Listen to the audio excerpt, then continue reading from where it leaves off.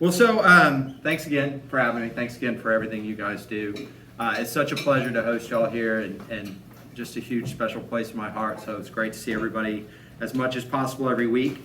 I was asked to do a presentation for the Lions Club on how COVID has affected independent restaurants. And my thought was, well, if I'm going to put that together, I certainly want to come share that with as many people as possible. So I came quickly to Rotary Club.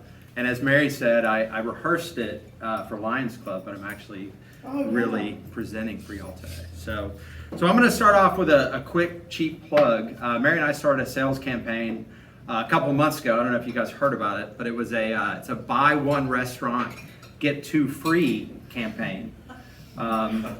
Didn't really go over all that well. Not a lot of takers. About as much interest as y'all are showing. So we decided, maybe 3 restaurants was too much. So maybe a raffle, and you get a raffle ticket, you pick your favorite restaurant. So we bought some raffle tickets. They were $1 a piece or 10 for $2. Also didn't go very well. I didn't really sell any tickets. So I've narrowed it down to 1 ticket, kind of a winner takes all. And I'm gonna just keep this right here if anybody wants to take that. Okay. So a quick story, I was sitting with a friend in a bar before COVID. That almost sounds like a joke in itself, the good old days. But I was sitting with a friend and he said, hey, some friends are traveling to Italy this year and we'd really like for you and Mary to come join us this summer. And I quickly said, well, we've got great managers that run the restaurants, but I'm just not sure that we're ready to be that far away in case something was to happen. And he said, well, what do you mean something was to happen? I said, I don't know, an armed robbery, maybe somebody's overserved and does harm to themselves or somebody else, a staff member severely injured at work, maybe a fire destroying part or all of our building, bar fight involving weapons, or a top chef or manager getting thrown in jail. That's our current one. Anyway, his eyes got really big and he goes, why do you own restaurants again? So pretty fair question. I think just 4 career choices. So I'm obviously, restaurateurs face adversity and challenge every day. Whether it's as simple as an employee calling in sick or as big as a POS system going down on a really big shift, adversity and challenge is just something that comes our way. That said, we really never saw the challenges that would come with COVID. So I'm here to talk about how COVID has affected restaurants, independent restaurants in particular, and I'll kind of define that as an independent restaurant would be locally owned and a unique concept to our market.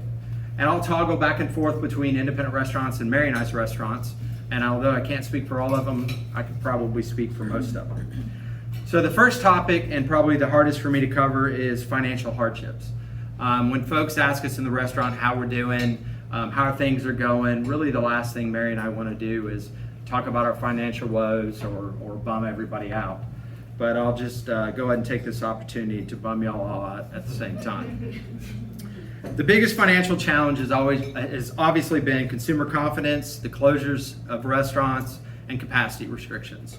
When we were closed down, we operated at about 12% of revenues on a good week and about 10% of revenues on a bad week. And it's really been more consumer confidence that's been the challenge than just capacity. The truth is most independent restaurants aren't really filling all their seats and haven't been since March. In addition, with the 6-foot distancing, we don't really gain much when we go up in capacity. So going from 50% to 75% capacity, we actually gained 1 table in all the restaurants. In addition to those capacity restrictions is the significant amount of money that we do in catering. Catering may be as simple as a to-go order for 10 people or as large as catering Aggie mustard. Catering has been almost non-existent with COVID. Texas A&M canceled almost all catering to campus. As you know, most events have been canceled or rescheduled, and many restaurants have lost thousands of dollars in just tailgates alone. So between catering and capacity losses, Mary and I just surpassed $1 million in lost revenues across our concepts. In addition to revenue challenges, independent restaurants operate on low margins. The fun doesn't stop. I would say most restaurants make a pre-tax profit of somewhere between 12 and 15%. It's largely a business based on passion, and not that you can't earn a good living, you just don't want to divide it by the hour. Restaurants also operate on very tight cash flow margins. The wheels just really weren't made to stop. When we closed, we owed close to $100,000 in accounts payable, $60,000 of that to just one distributor. And it would be really physically impossible to run a restaurant without really, really good terms or like a really big stack of credit cards. We obviously operate in a college town, which makes us very seasonal. Our springs pay for our summers, our falls pay for our holidays. We live off event weekends like Parents Weekend, Ring Day, Texas Reds, and football. With volatile products, shutdowns can also be very costly. When we first shut down, we cooked as much food as we could for our employees, but still had to throw away thousands of dollars in product. It's also very, very expensive to purchase all that product back at one time. In addition to the volatile products, we operate off of frequently changing prices in the market. COVID really hasn't been a very good friend in that either. Beef prices spiked in April about 300%. For that meant burgers went from $2 a pound to about $6 a pound. And talking to Cody Witten and the Mannings, brisket, really did about the same. And unfortunately, most of our costs have gone up during COVID. Added to those costs are the significant costs of supply items we need for COVID. Things like sanitizer and masks have become very expensive. Gloves, when you can actually get them, have tripled in price to about $100 a case. And that's a big one. When Texas and the nation went to all to-go, you can imagine to-go containers quickly went out of supply. We were often forced to buy much higher priced alternatives. And so those have all been challenges. In the beginning, before the QR codes, which I hate, I don't know how y'all feel about those in the restaurants, but we were printing menus at a cost of about $150 a week. Repair and maintenance issues don't change with COVID, and although not scientifically proven, I'm pretty sure refrigerators and air conditioners can contact COVID. And it's evidently pretty contagious for them. So you just wouldn't believe how much stuff breaks in restaurants. And those costs don't change for us, and they're always there and add to that adversity and challenge. And lastly, like all businesses, our fixed costs don't change. Our rent, our management payroll, and our utilities. So our lifeline to all this has really been the Paycheck Protection Program. I have to say that really slow. Or a PPP loan. Or, if you ask our managers, the PP loan. I do want to offer a big sincere thanks to all the bankers in our community. When these loans came out for small businesses, they worked tirelessly. Many businesses across the country didn't even have close to getting access, and our bankers produced thousands to help us out. So if you're not familiar, the loans are really given to keep employees. They're very complicated. They weren't really designed for restaurants. They deal with things like full-time equivalents and the number of people you have on staff, which is harder when you're shut down or you're operating at lower capacities. Regardless, this loan's been a godsend. It basically covered our costs for the summer, similar to what spring does, but didn't really offer a lot of income to the restaurateurs in Bryan College Station. But I can say this, without this lifeline, you would already have a lot less independent restaurants at Bryan College Station, including 2 of Mary and I's. So I've really woken up every night for 11 years, every August, every January in a cold sweat. I have to get to my computer, I have to look at P&Ls, I have to figure out if we're gonna make it till the students get back. And it really just hasn't been that way with COVID. It's completely out of our control. All we can do is be the best we can be. And so it's truly less stressful. It's just money. We know we can always make more. So much for my raffle ticket, huh? So what I'm really excited to talk about, and on a much more positive note, is how local restaurants have reacted to COVID and how we band together to help each other out. And really little has been more rewarding to me than seeing the creativeness, the drive, and the determination of all the independent restaurants. As our dining areas were closed, we literally morphed our entire operations into something we've never seen before. Many restaurants established makeshift drive-thrus as we all went to-go. Mary and I, if you didn't know, created family meals and hosted huge drive-through crawfish boils. Many implemented online ordering systems, many of which didn't match their current systems. So at one time in our restaurants, we were operating 4 separate credit card systems. Mary really loves the accounting associated with that. Some restaurants implemented their own delivery systems. Proudest Monkey and All the King's Men switch operations from full service to counter service. And several restaurants have changed their entire concepts. Veritas has become Salt, Cafe Excel has become Public and Main, and hot off the press, one of the Mad Tacos, the one here in College Station, will soon be a Mad Melt, which will be a grilled cheese and soup concept. So I hope y'all will promote Peter in that. So a few of my favorites, we merged all 3 restaurants into this restaurant here. You could actually order online or call in an order and get something from each restaurant. So you could get a fish basket from Shipwreck, a pasta bacon shrimp Diablo from Amico's, or a great burger from Third on Main, all out of Amico's. It was a fun challenge. Christy Petty at the Village started a subscription meal service. So you can actually subscribe to getting 2 to 4 family meals per week. And she did this almost covering most of her operating revenue at the time. Super, super creative and amazing. Dave Fox with Blue Baker actually set up grocery stores in his dining rooms, if you didn't hear about that one. What a lot of people didn't realize is where the stores couldn't get access to milk or to toilet paper, we actually still had access. Our suppliers were still really full. And probably my favorite, in June, Mary and I teamed up with a local axe throwing venue here in town called BCS AXE House. I know what you're thinking, drinking and throwing axes, you know, what could possibly go wrong? But it's been a really fun adventure. We rented a food truck, we created a menu, and we operate it behind BCS AXE House as a mobile kitchen. So it's BCS AXE House powered by Third on Main Kitchen. The huge positive in all this has been the amazing community support. Hundreds came out for our events. Mary and I were literally reduced to tears at the amazing support, and I hope I'm not right now. Folks came through and paid without picking up. Many bought whatever we were selling, regardless if they liked it or not. Some guests took orders and delivered them to their neighborhoods. We sold 1,500 pounds of crawfish on one day and 120 lasagna meals the next.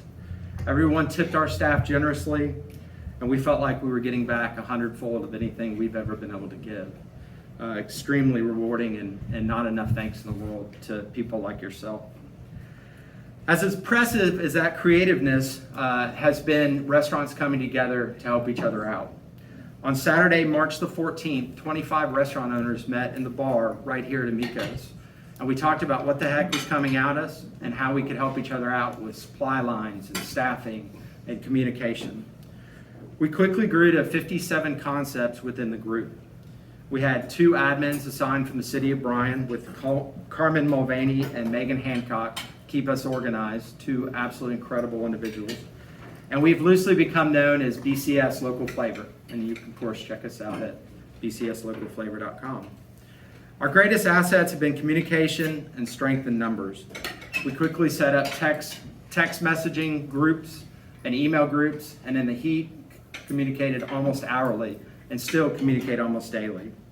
We constantly share information on what's working in the market and what's not. As challenges came our way, we set up conference calls to try to stay ahead of the game.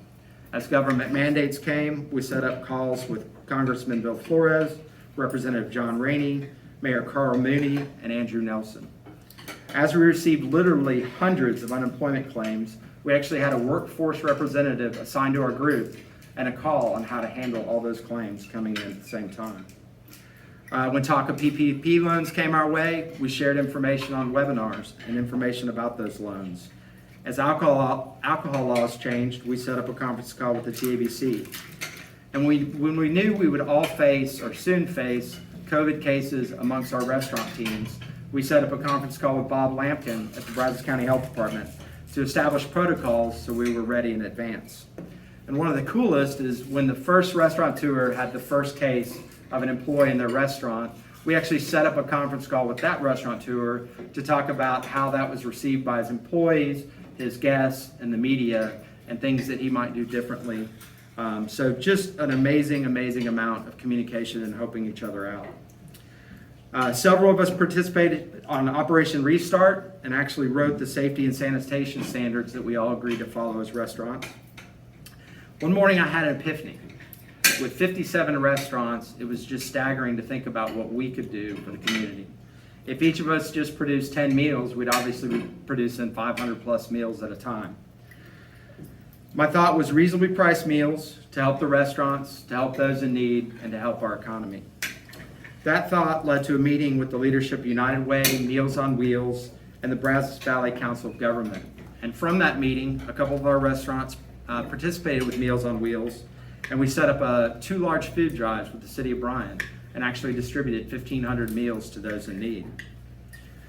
The Lord certainly provides, and not long after that, Christy Petty came across a friend here in town, Hugh Stearns. And Hugh had followed a movement out of Denver, and the movement was basically independent restaurants serving frontline workers.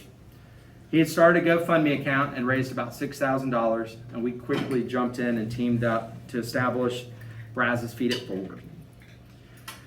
We teamed up with the Perfect Nonprofit and the Bubba Moore Foundation, and Danielle Pfeiffer and team came to help. We reached out to all the restaurants and BCS Local Flavor and asked anybody that wanted to participate to sign up. We took the idea to both cities, and they generously donated $40,000 each to Brazos Feed It Forward. We immediately started serving the front line.